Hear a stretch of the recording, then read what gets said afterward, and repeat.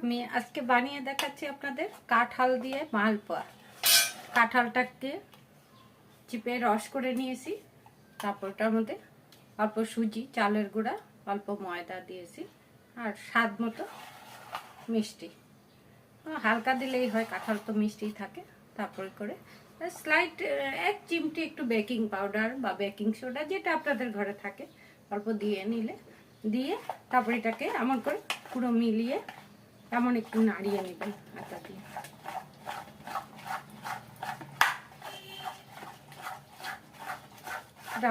তালের বড়ার মতো করা যায়, আমি আজকে এখন বানাবো মালপোয়ার মতো।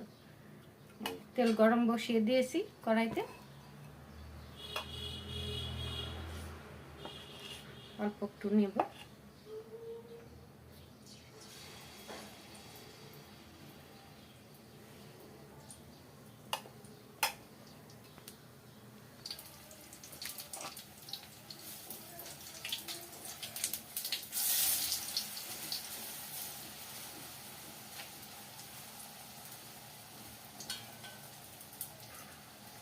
এই যে দেখুন বন্ধুরা, একে একে আমি বানিয়ে ফেললাম বেশ কয়েকটা।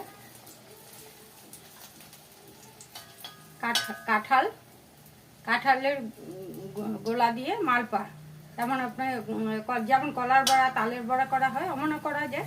আমি আজকে মালপোয়ার মতো করলাম, যেমন সুজি, ময়দা, চালের গুঁড়া দিয়ে আমরা মালপোয়া করে থাকি।